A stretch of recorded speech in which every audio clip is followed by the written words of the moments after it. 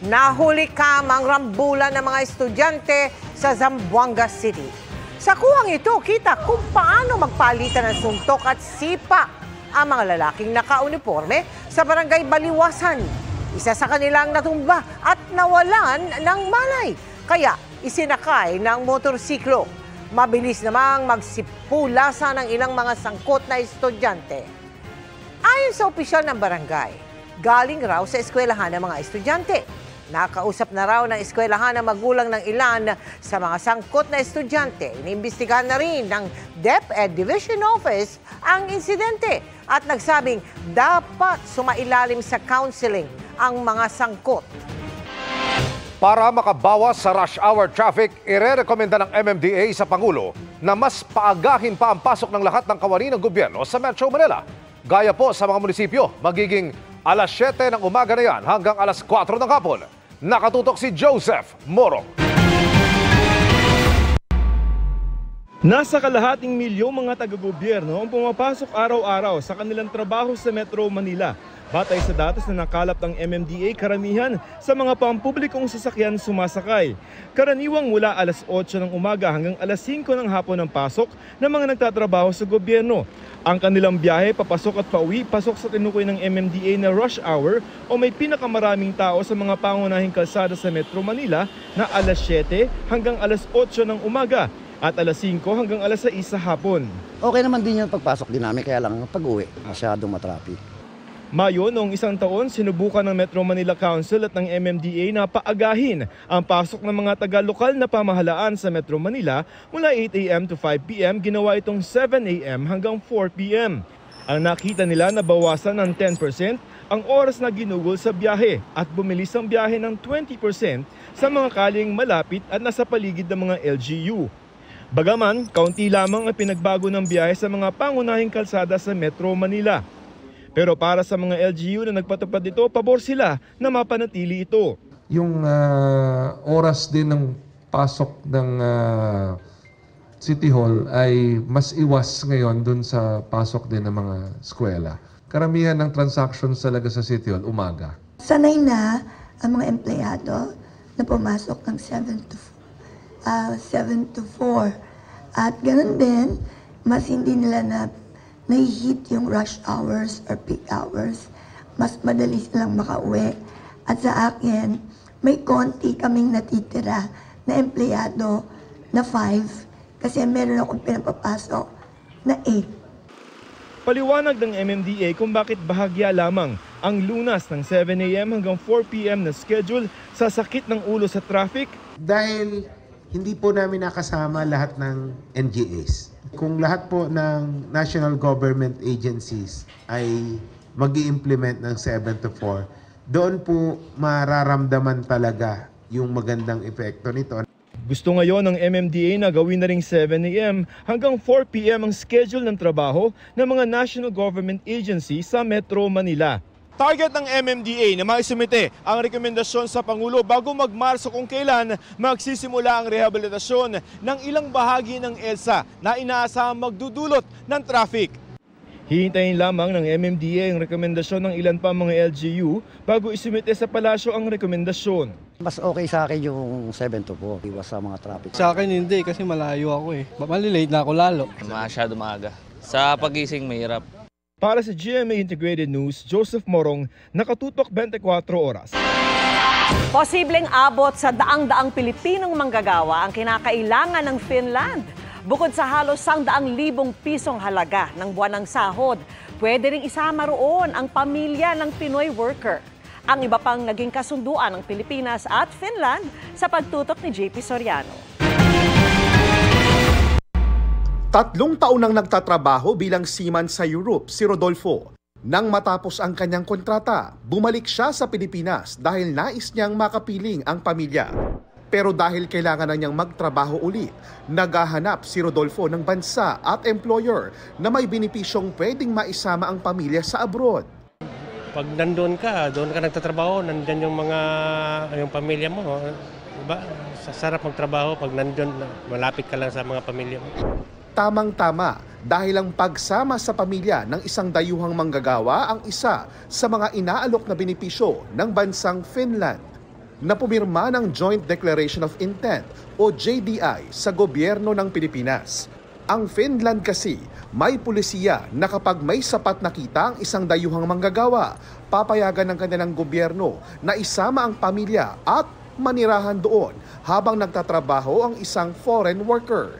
Hahanapan din ng trabaho ng Finland ang asawa ng dayuhang manggagawa at pwedeng mag-aral sa kanilang bansa ang mga anak.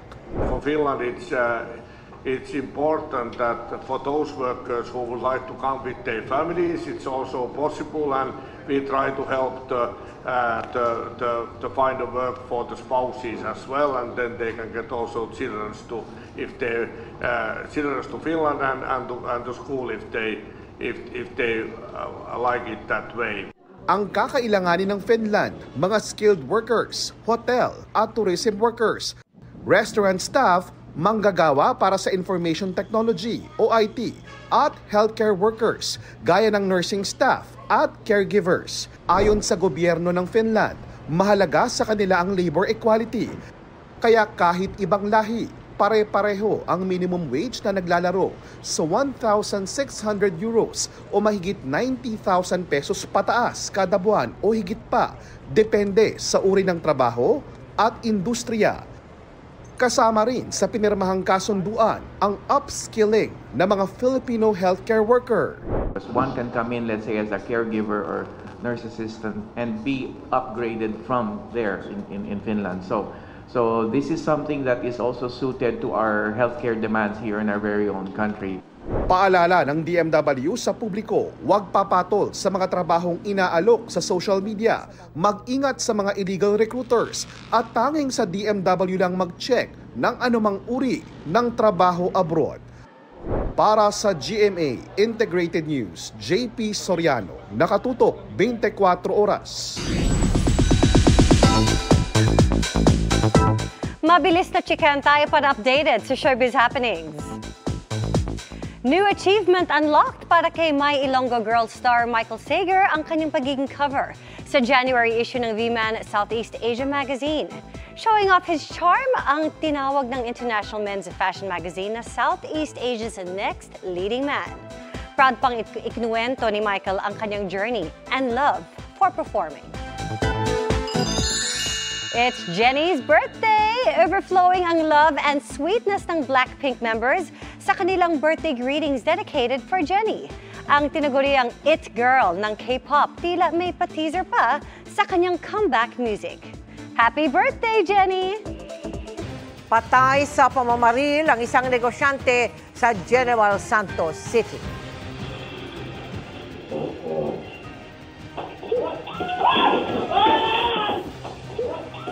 Sa kuha ng CCTV, pumasok sa salon na pagmamay-ari ng biktima ang gunman at biglang bumunot ng baril.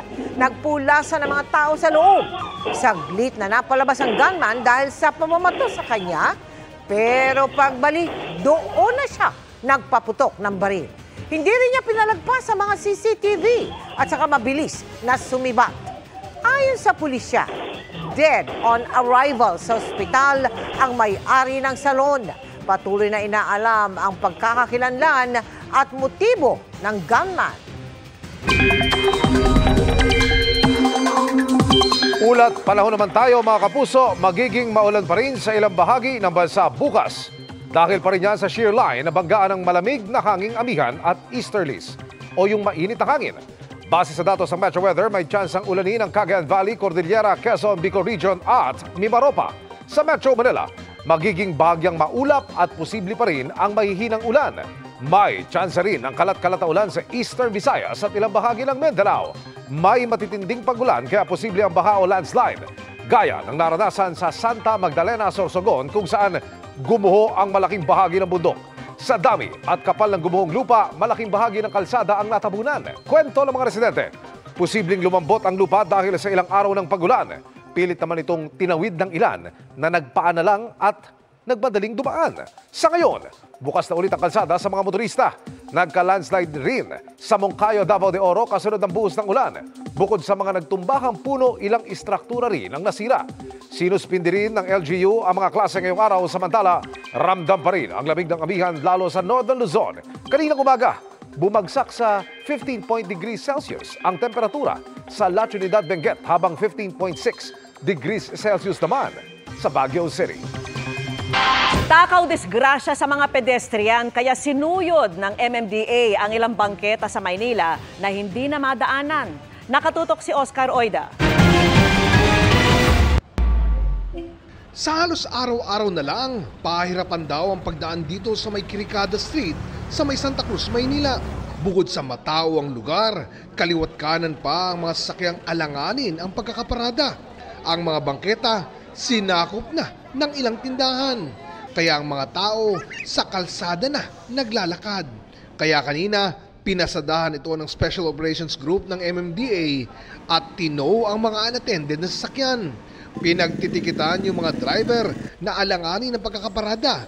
Pati mga tindahang nakakasagabal sa bangketa, tinikitan din. Well, aside from the penalty, pag ito po ay pinabayaan nyo or hindi nyo po pinansin, there are chances na pwede ko yung mababaan ng sampina. Lagi nating sinasabi, ang sidewalk, it's beyond the commerce of men yan eh. It's about time we give back the sidewalk to the pedestrian para magkaroon ng safe passage. Pinagkukuha rin ng mga tauhan ng MMDA ang ilang tricycle, pati mga bisikleta na iniwan sa bangketa. Mas maraming mga illegally parked na sasakyan ang sinita at nahuli sa may Almeda Street sa Tondo at Altura Street sa Sampaloc. Ang mga tent na nagsisilbi umunong garahe ng ilang sasakyan, pinagbabaklas at kinumpiska. Ang mga trapal o lona ng mga tindahan, pinagbabaklas. Kaya matapos ang operasyon, ang mga kalsada, maluwag na nadadaanan. Kasi madami pong nagsusunog ngayon, nagkakaroon ng sunugan. So at least hindi kampante kami na makakadaan yung bumbero kapag kailangan. Ngayon, kasi dito parang lagi yan, double parking. Para sa GMA Integrated News, Oscar Oida, nakatutok, 24 oras. Ongoing pa rin ang mga wildfires sa Los Angeles, America na ikinasawi na ng 25 tao. And more than 12,000 structures na ang tinupok, kabilang ang bahay ng ilang Hollywood stars. May report si Lars Santiago. Cliché o palasak na paglalarawan. Pero eto talaga yun, mala pelikula ang sunog na kumalat sa Los Angeles. Hindi kinailangan ng Hollywood effects dahil totoo ang mga tila apokaliptik na tagpo. Halos walang laban ng libu-libong bumbero sa apoy na pinalala pa ng malalakas na hangin. 25 na ang patay, habang 100,000 ang lumikas sa sunog na walang sinino, kahit mga A-listers ng Hollywood. Si Paris Hilton, hindi na niya masisilayan ang kanyang Malibu home. Pero kinilala pa ring may kakayahan siya, kaya nag-organisa ng donation drive para sa iba pang nasunugan. Malamang di rin malilimutan ni A Walk to Remember star Mandy Moore ang mga nasaksihan daw sa paglalakad sa kanilang lugar. Tinawag niyang himala ang pagkakaligtas ng malaking bahagi ng kanyang bahay, bagamat natupok ang garahe at back house. Nagpasalamat naman siya sa mga nagpaabot ng tulong at suporta. Mistulang ghost town na rin at nabalot ng maitim na usok ang lugar ni Freaky Friday actress Jamie Lee Curtis sa isang video na ibinahagi niya sa Instagram. All gone naman ang nasabi ni Hairspray actress Ricki Lake sa pagkakatupok ng kanyang anyay dream home. Hindi anya masusukat ang sakit ng pagkawala ng tahanan kung saan nabuo ang marami niyang memories.